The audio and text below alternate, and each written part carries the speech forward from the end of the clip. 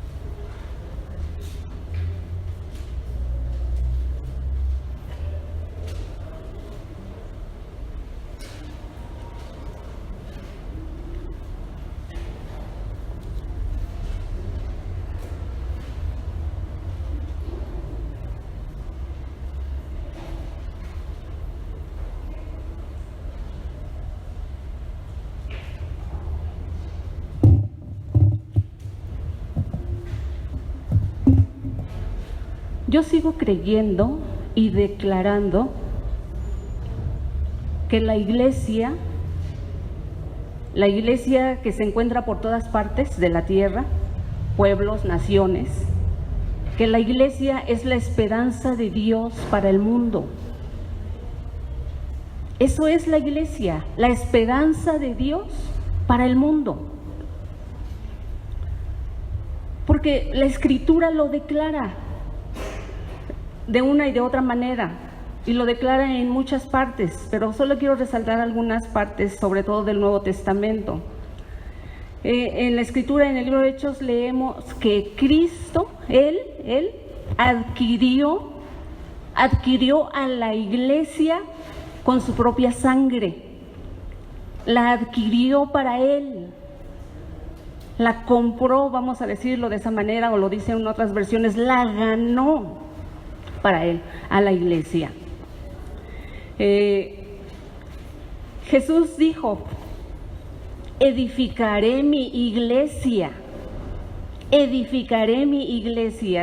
y las puertas del Hades, dijo Él, no prevalecerán contra ella. Es decir, el reino de la muerte no va a prevalecer contra la iglesia. Y entonces la iglesia es algo especial para Dios, es algo especial para Cristo. En Efesios leemos también que Cristo amó a la iglesia. Fíjense cómo dice en Efesios 5, versos 26 y 27. Dice que Cristo amó a la iglesia y se entregó por ella. Se entregó en la cruz por la iglesia. Cristo amó a la iglesia y se entregó por ella para hacerla santa. Él la purificó lavándola con agua mediante la palabra, para presentársela a sí mismo como una iglesia radiante, una iglesia sin mancha, sin arruga, ni ninguna otra imperfección, una iglesia santa e intachable. Y por eso es que Él está edificando su iglesia. Y Él declara con toda autoridad que las puertas del Hades, que las puertas del infierno, que el reino de la muerte no podrá prevalecer contra su iglesia, porque es suya, porque Él pagó el precio, porque Él la adquirió para sí mismo, porque Él la amó y se entregó y nos sigue amando. Entonces eso nos tiene que dar seguridad acerca de lo que somos y de la importancia que tenemos para Él, para Dios. Somos valiosos, somos importantes, somos amados, somos su iglesia. Y eso pues nos da seguridad, nos da confianza de que Él finalmente cumplirá. ¿Qué cumplirá? Su palabra, su propósito con nosotros, con su iglesia. Y fíjense también cómo ora el apóstol Pablo por la iglesia. Y esta oración nos debe de llevar a nosotros, y finalmente nosotros, iglesia, cuando oramos nosotros mismos por la iglesia, nos debe de llevar a orar de esta manera. Vaya ahora al capítulo 1 de Efesios.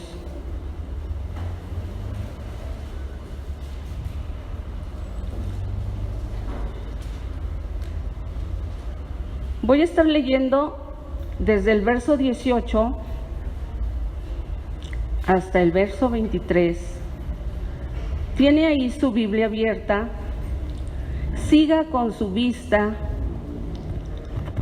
porque voy a leer en otra versión, en la versión Palabra de Dios para Todos, pero siga con su vista. Vea la manera en que Pablo ora por su iglesia. Dice así Pablo: pido que Dios les abra la mente para que vean y sepan lo que Él tiene preparado para la gente que ha llamado. La iglesia somos los llamados. De hecho, eso significa la palabra eclesias, llamados. Entonces, dice: le pido a Dios que abra la mente, que les abra la mente para que vean y sepan lo que Él tiene preparado para la gente que ha llamado. Entonces podrán participar de las ricas y abundantes bendiciones que Él ha prometido a su pueblo santo. Verán también lo grande que es,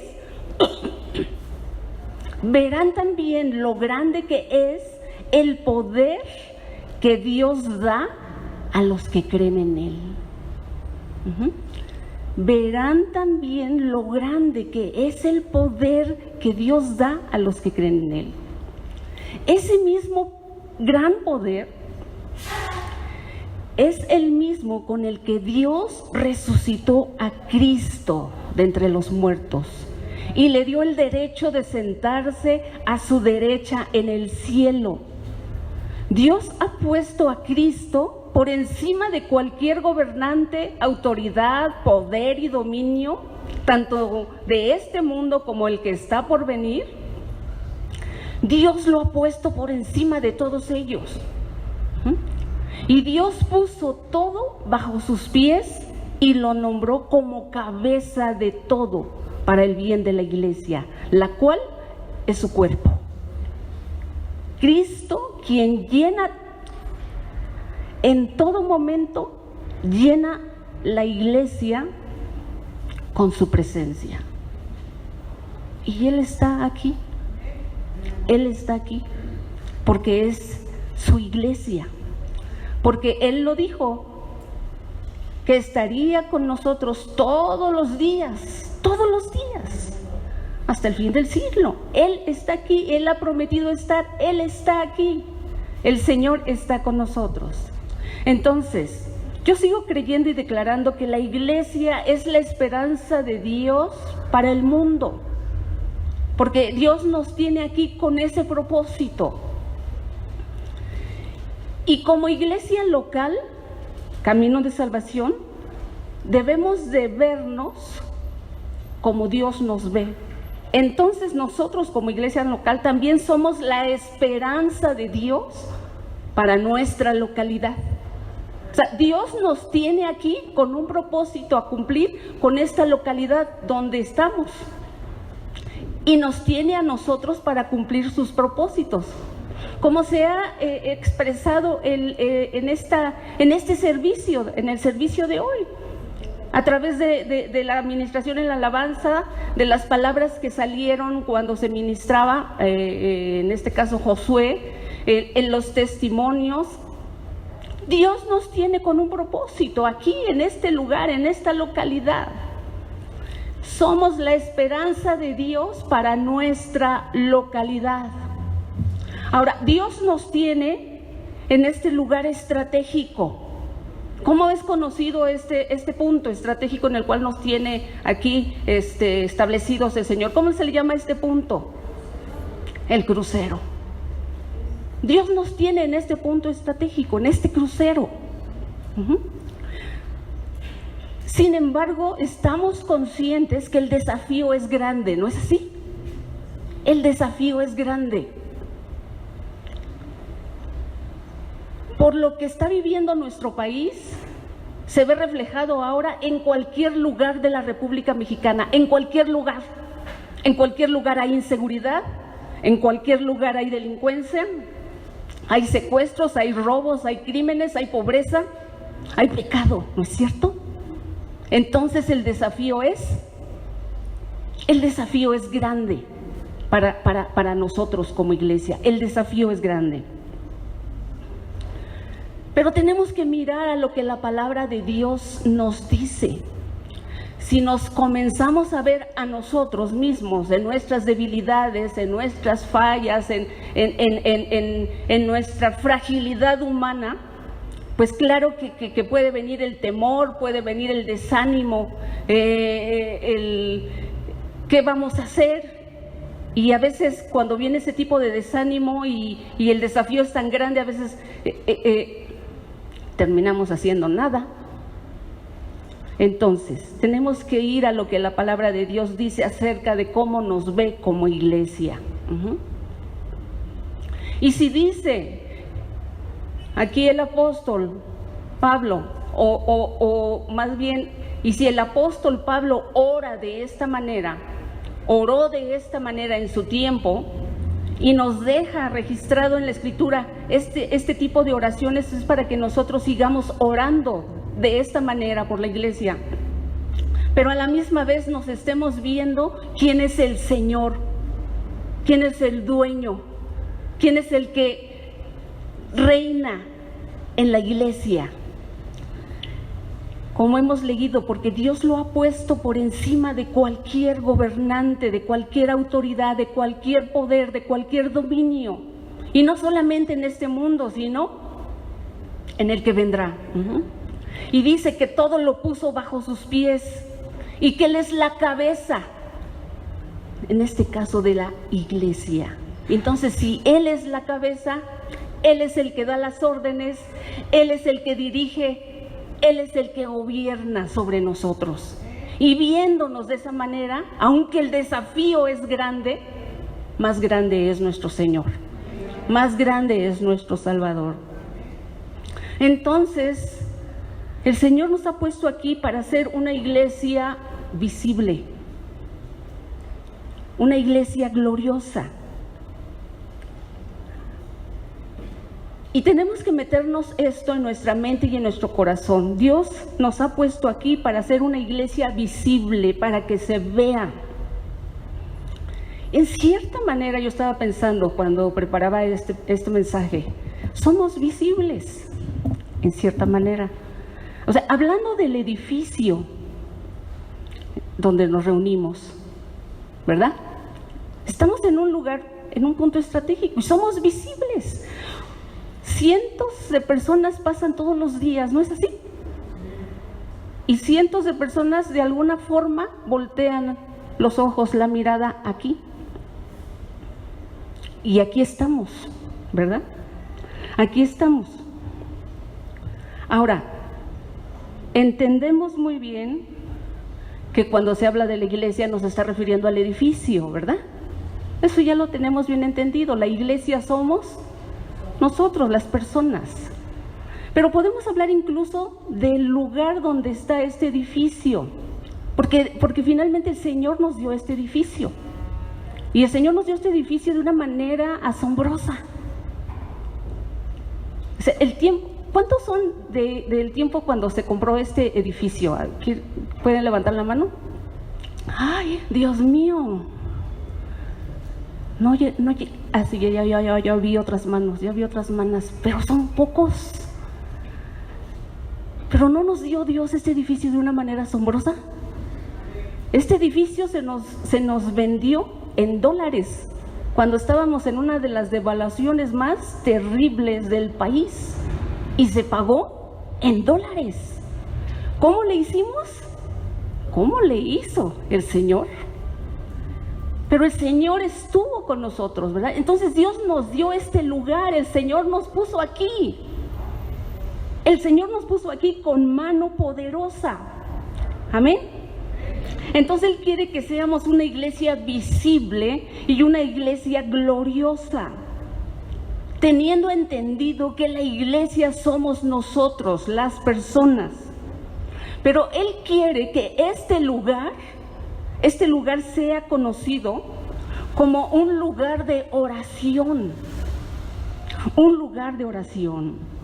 Fíjese, el Nuevo Testamento nos registra 2 ocasiones cuando Jesús purificó el templo, cuando limpió el templo.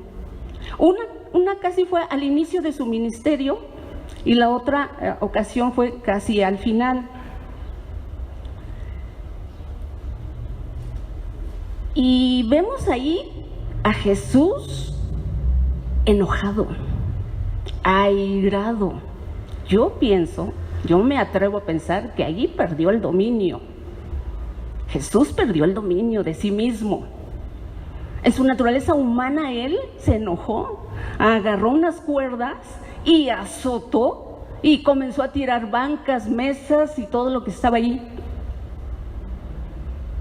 Porque dijo Él que su iglesia no era un mercado, que su iglesia era casa de oración. Y en las 2 ocasiones lo hizo, pero en la primera es donde más registra, me parece que Juan, que dice que con un azote de cuerdas llegó y comenzó a tumbar todo. Se enojó, realmente se enojó, porque dijo que su casa la estaban haciendo un mercado. Y los discípulos después entendieron que Él estaba allí cumpliendo una profecía cuando hablaba del celo, el celo de su casa. O sea, cuando alguien se pone celoso, ¿cómo se pone? Y Él se puso furioso. Entonces dice: ustedes han hecho de mi casa una cueva de ladrones, pero mi casa será llamada casa de oración. Y el Señor quiere que esta casa sea una casa de oración. Una casa de oración. Y tenemos que ir creciendo. Y tenemos que cumplir con ese llamado de ser verdaderamente una casa de oración. Sí da tristeza ver en los servicios de oración el lugar casi vacío.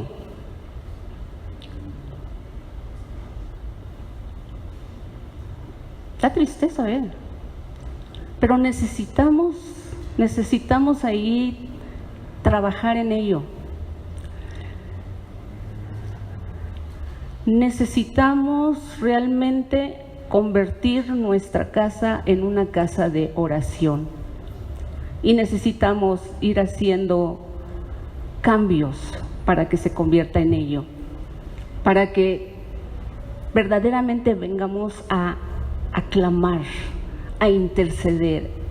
El lugar en donde estamos amerita que estemos orando de una manera muy diferente a como lo estamos haciendo. Necesitamos orar, clamar, necesitamos aprender que no hay solamente una forma de orar o de hacer las cosas, sino ir a la Escritura y esperar que el Espíritu Santo nos tome, nos guíe, nos ayude, nos dé guía, dirección, ponga palabra para orar de una manera más eficaz y más efectiva. Pero Él quiere entonces que seamos conocidos como este lugar, como un lugar de oración. Ahora, no solamente un lugar de oración, Él también quiere que este lugar sea conocido como un lugar de adoración, donde se adora a un Dios vivo. Se adora a un Dios vivo, está vivo. ¿Cómo son por lo regular los funerales?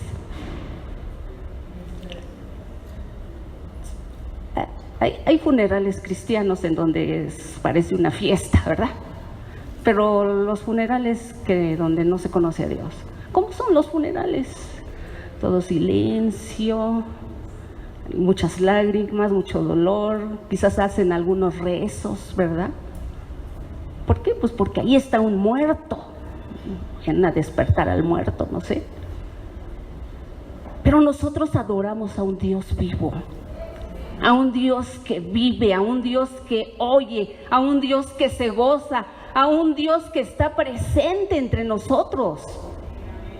Dice la carta a los Hebreos que Jesús se une a nuestras alabanzas, adorando y exaltando junto con sus hermanos. Él está. Yo muchas ocasiones he hecho volar mi imaginación y estoy adorando a Dios y me imagino que Jesús anda por aquí saltando, danzando, caminando entre las bancas y bendiciendo a su iglesia.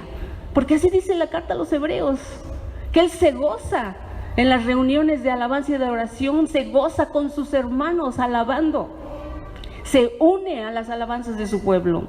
Entonces Él quiere que este lugar sea conocido como un lugar de adoración, donde se adora a Dios con libertad, con gozo, con alegría. Estamos adorando a Dios. Óiganme, ¿a quién más? A Dios. O sea, no venimos aquí a echarle porras al grupo de alabanza o a X o a Y persona. Venimos a adorar a Dios. Oiga, pues a gozarnos con Él, a decirle de alguna manera que le amamos, que le exaltamos, que le reconocemos que Él es nuestro Dios, que es nuestro Señor, que es nuestro Salvador. Entonces Él quiere que este sea un lugar de adoración, donde se adore con libertad, con alegría, con gozo, pero también con excelencia. Y me dirijo de esta manera, de una forma muy directa a los que participan en el grupo de alabanza y a todos aquellos que quizás se quieran incluir, que hay que buscar la excelencia, hay que prepararse, hay que conocer su instrumento, hay que estudiar música. En el primer libro de Crónicas, refiriéndose a cómo David estableció la alabanza en el pueblo de Israel, y ustedes saben que David era un adorador, un cantautor, en fin. Él estableció a Kenanías, él era el director musical de los levitas. Lo estableció a él porque él era tan talentoso y experto, que estaba encargado de dirigir y coordinar a todos los músicos. Entonces, hay que buscar la excelencia, no hay que quedarse estancado, hay que siempre mejorar y prepararse. Yo les doy un consejo, les doy una recomendación a los hermanos que participan en el grupo de alabanza, que cada vez que hacen su lista, su playlist, como dicen ahora, que tomen en cuenta que la adoración se centra en Dios, se centra en Dios, se centra en quién es Él, cómo es Él, se centra en la grandeza de Él. Y que cuando cantamos, magnificamos y glorificamos a Dios en su carácter. Así que a veces en los cantos se habla de nosotros. Entonces, tomen en cuenta ello, es a Dios, la alabanza es para Dios. Y que eso nos lleve a la iglesia, a todos, a adorar. Porque a veces también creemos que la obligación es solamente de los que están en el grupo de alabanza. Al igual que también en los líderes que están al cargo de la oración. No, pues los de la oración que vengan a orar, como si nada más la responsabilidad fuera de ellos. Toda la iglesia tenemos la responsabilidad de venir ante la presencia de Dios a orar, a interceder. Y toda la iglesia tenemos el privilegio, el honor de venir a adorar y exaltar a nuestro Rey, no nada más en los del grupo de alabanza. Todos. Entonces el Señor quiere que nosotros seamos conocidos como una iglesia de adoradores. Pues la Escritura lo dice, que Él busca. Es decir, yo cuando leo esta parte que busca adoradores, ¿verdad? Dice, busca adoradores que le adoren en espíritu, ¿verdad? Pero si dice que busca, ¿qué le hace entender tan solo esa palabra? Que Él busca. ¿Qué se le ocurre?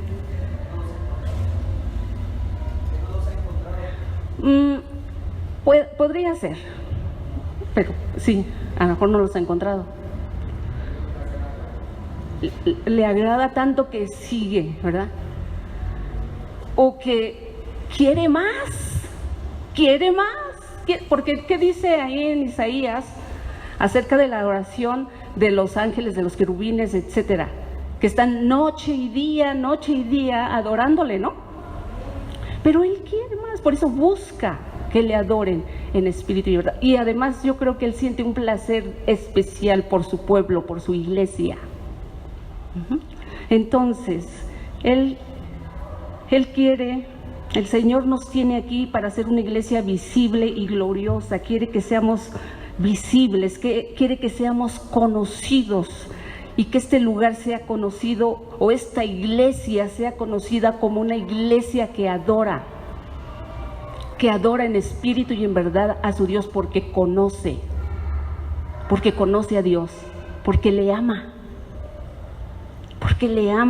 simple y sencillo, porque ama a Dios. Y yo creo que el Señor nos tiene aquí para ser una iglesia visible y gloriosa, ser visibles, ser conocidos como un lugar donde se predica y se enseña la palabra de Dios. Iglesia Camino de Salvación. Respecto a esto, respecto a todo, pero me quiero enfocar en el caso de la palabra. Iglesia Camino de Salvación, ¿percibes lo que el Señor está haciendo con nosotros? ¿Percibes lo que el Señor está haciendo con nosotros?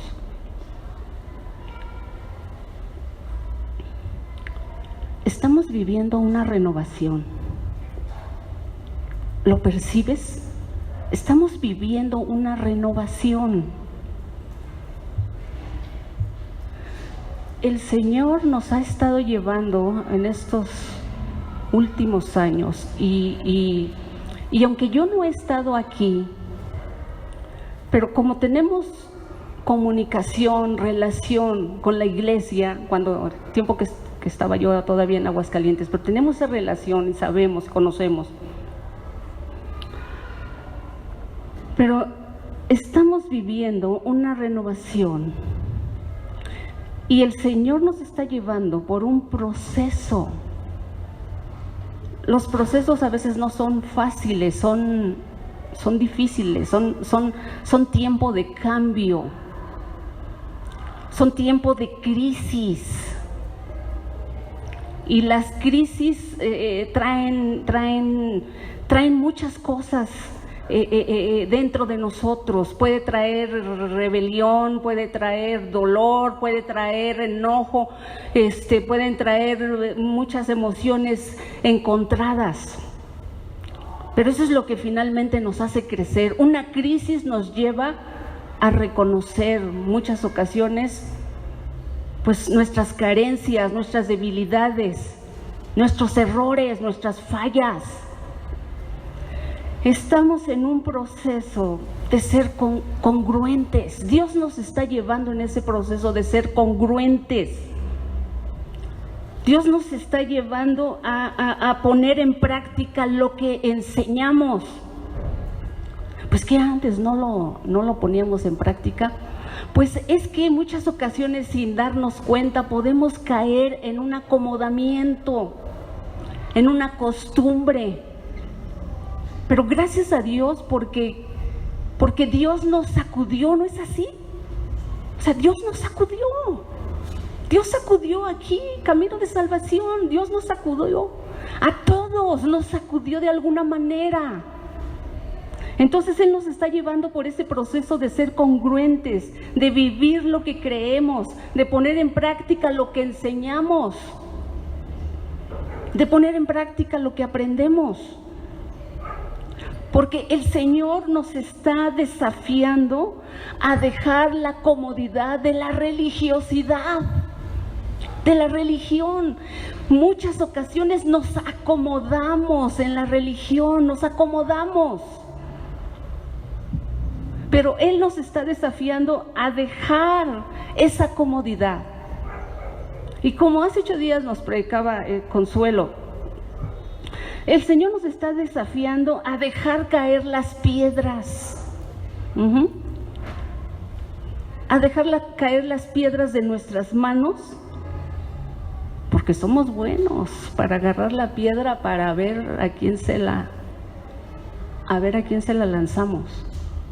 Entonces Él nos está desafiando a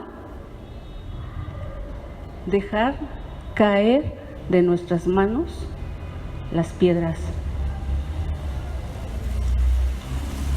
Él nos está desafiando a dejar la comodidad por la religión.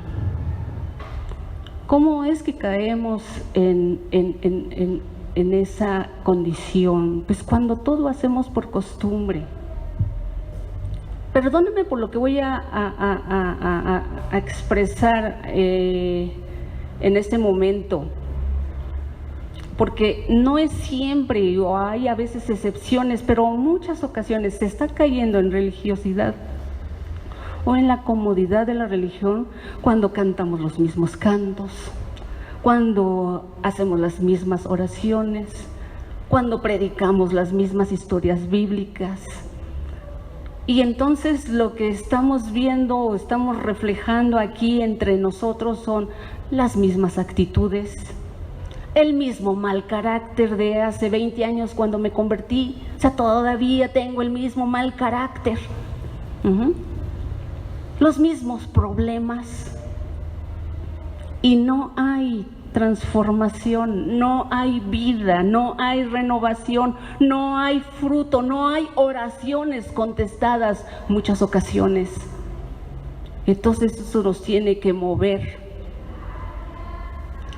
Y el Señor nos vino y nos sacudió a la iglesia, porque somos un cuerpo. Somos un cuerpo, miembros los unos de los otros. Pero está percibiendo aquello que el Señor está haciendo entre nosotros, lo percibe. Porque el Señor nos ha puesto aquí para ser conocidos como personas que realmente aman y honran a Dios, y que nos amamos unos a otros. El Señor nos ha puesto así. Busque por favor solamente 2 citas, vamos a leer, para ver cómo es que en ocasiones, sin darnos cuenta, caemos en religiosidad, en la comodidad de la religión. Busque Mateo 23, del 1 al 4.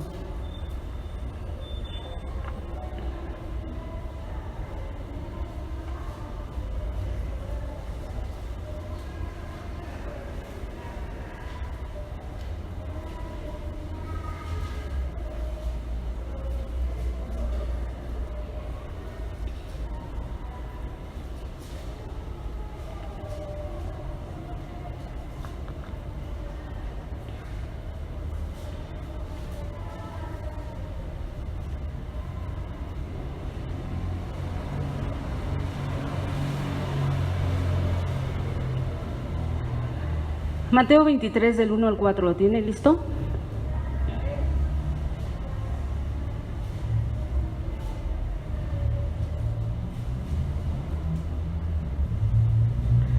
Dice, entonces habló Jesús a la gente y a sus discípulos, diciendo, en la cátedra de Moisés se sientan los escribas y los fariseos. Así que todo lo que os digan que guardéis, guardadlo y hacedlo. Y esto es lo fuerte. Mas no hagáis conforme a sus obras, porque dicen y no hacen. Entonces, muchas ocasiones uno cae en ello. Enseña y enseña, pero finalmente uno no está viviendo lo que uno está enseñando. Entonces es algo que el Señor nos está moviendo, nos está desafiando a dejar ya la comodidad de la religión, del legalismo. Vamos a otra, aquí mismo en Mateo, ahora en el capítulo 15.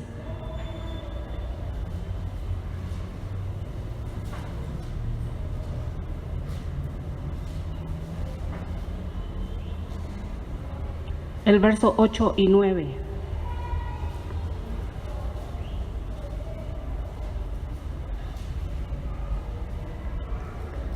Dice,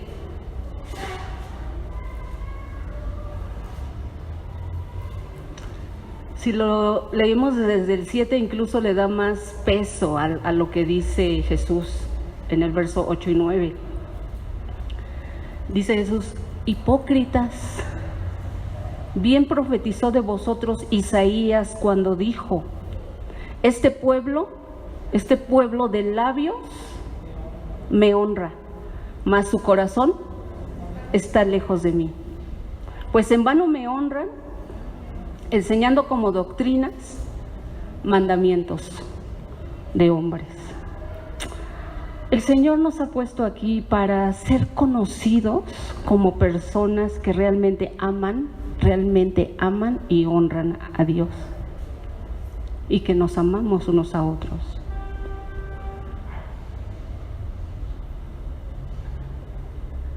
¿Quiero honrar a Dios en todo lo que hago? Debemos de hacer este ejercicio, preguntarnos, ¿quiero honrar a Dios en todo lo que hago? ¿Quiero que mi vida honre a Dios? Podríamos hacer este ejercicio en cualquier momento, en cualquier lugar, cuando estemos ante una decisión, cuando estemos ante algo que no sabemos qué hacer. Antes de cualquier decisión, haz este ejercicio y pregúntate, ¿puedo hacer esto y honrar a Dios? ¿O puedo decir esto? ¿Puedo decir esto y honrar a Dios? ¿Puedo oír esto que estoy oyendo y honrar a Dios? ¿Puedo ver esto que estoy viendo y honrar a Dios? ¿Puedo ir allá y honrar a Dios? Si hacemos este ejercicio, esto nos va a poner una especie de de freno, una especie de guía, una especie de escoger lo mejor, preguntándonos, ¿esto honra a Dios? Pongámoslo por obra, hagamos este ejercicio diariamente. A veces hablamos puras tonterías. Entonces, antes de hablar algo, esto que voy a decir, ¿te da honra, Señor? Y ya eso nos pone nos cierra la boca, ¿no es así? Nos cierra la boca, en fin. Necesitamos desesperadamente la ayuda del Espíritu Santo. Hay otros dos textos que quiero que leamos en Mateo. Ahora en Mateo 12.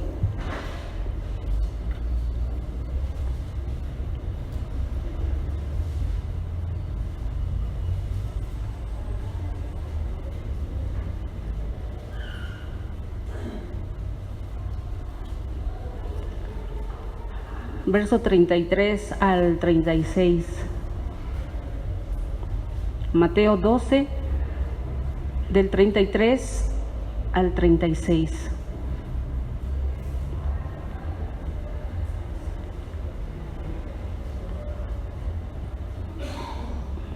Son palabras de Jesús también. Dice el verso 33, o haced del árbol bueno y su fruto bueno, o haced del árbol malo y su fruto malo. Porque por el fruto se conoce el árbol.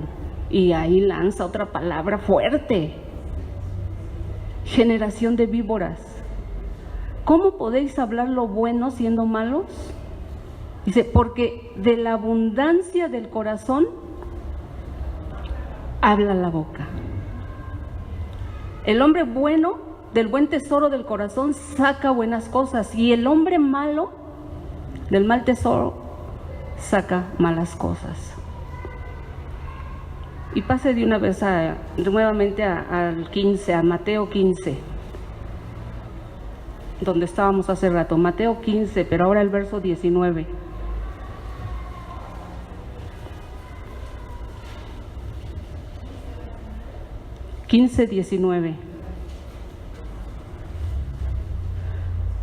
Dice, porque del corazón salen los malos pensamientos, los homicidios, los adulterios, las fornicaciones, los hurtos, los falsos testimonios, las blasfemias. Estas cosas son las que contaminan al hombre, pero el comer con las manos sin lavar no contamina al hombre. En fin, podríamos hacer otro ejercicio.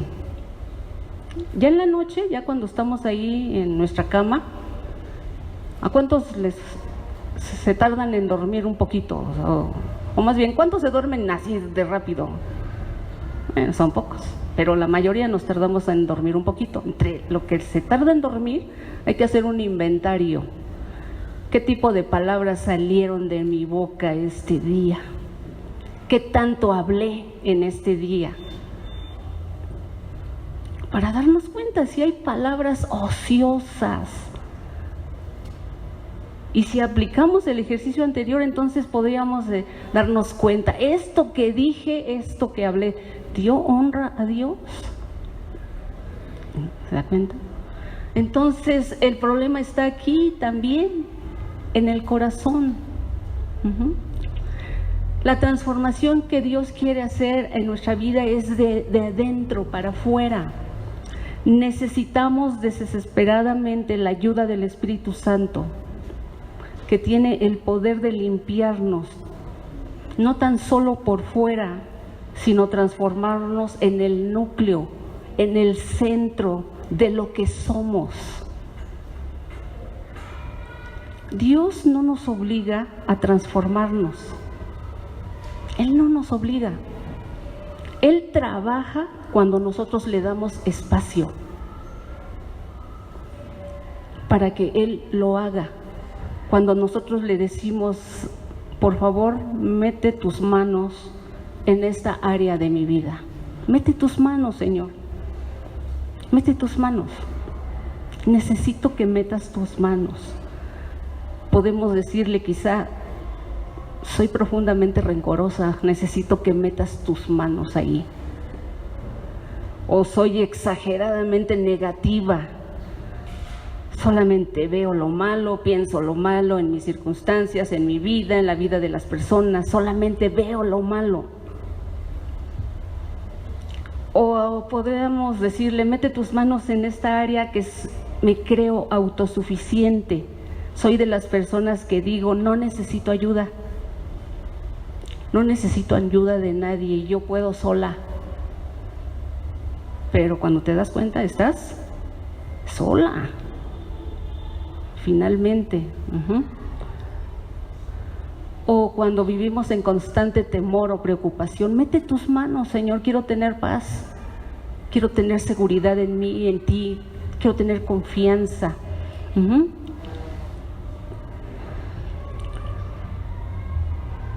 Trabajamos incansablemente en construir una fachada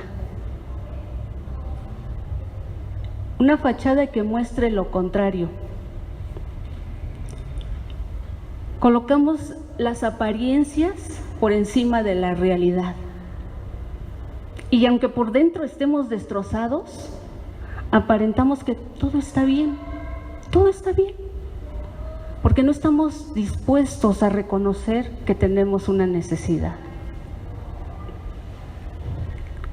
Es como si intentáramos cubrir una herida o una cicatriz con una joya o con una ropa bonita, con un vestido, con una camisa, esperando que aquello que nos ponemos por encima tenga el poder de curar lo que está adentro. Pero la apariencia, la máscara que nos ponemos de autosuficiencia no cura las heridas. Al contrario, ahí las tiene haciendo cada vez más y más y más daño a nosotros y a las personas con las que nos relacionamos. La intención de Dios para ti y para mí hoy es que bajemos la guardia,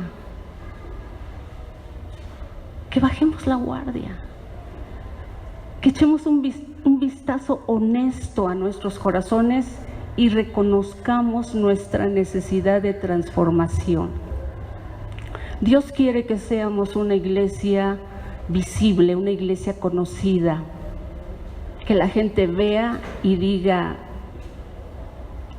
estos verdaderamente son cristianos, son discípulos, son personas que reflejan el amor de Dios, que comparten, que se ayudan, que se aman, que se soportan. Necesitamos urgentemente que con honestidad reconozcamos nuestra condición, pero que también veamos quién es el que todo lo puede en nosotros. Todo lo puede en nosotros, Él. Todo lo quiere hacer bien dentro de nosotros. Y estamos en ese proceso, Iglesia Camino de Salvación. ¿Lo percibe? Y si no lo percibe, por favor, haga estos ejercicios. Haga estos ejercicios de preguntarse si esto que hago, esto que veo, va a dar a gloria a Dios. Esto que digo, haga una reflexión en las noches. ¿Qué tantas palabras salieron de mi boca que no edificaron a nadie? ¿Estamos dispuestos a entrar o seguimos dispuestos a estar en ese proceso? Porque estamos ya dentro de ese proceso. Dios, Él no se va a detener. Él no se va a detener. Es su iglesia. Él la compró, Él la adquirió para sí mismo. Él cumplirá su propósito en cada uno de nosotros. Me acuerdo que alguien decía hace tiempo, por la buena o por la mala, ¿por cuál quiere que Dios cumpla su propósito en su vida? Póngase de pie. Póngase de pie, por favor. Estírese un momento. Estírese y diga, ay, Señor, híjole. Aquí estamos, Señor, en este lugar estratégico. Aquí nos tienes, aquí nos has puesto. Somos tu iglesia. Estamos en un lugar visible, pero queremos ser una iglesia visible. Queremos ser una iglesia conocida. Una iglesia en la cual la gente de allá diga, yo quiero entrar allí. ¿Qué pasa allí? ¿Qué está sucediendo ahí? Es lo que Dios quiere hacer en la vida de aquellas personas que no conocen a Dios. Y somos sus instrumentos, somos sus manos, somos sus pies, somos sus ojos, somos su boca. Somos el cuerpo de Cristo, somos el cuerpo de Cristo. Dele gracias a Dios, simplemente dele gracias, gracias, gracias, gracias, gracias. Gracias, Señor amado, tu palabra muchas ocasiones viene como una espada, corta, lastima, hiere, pero también viene como un aceite fresco, cura, sana.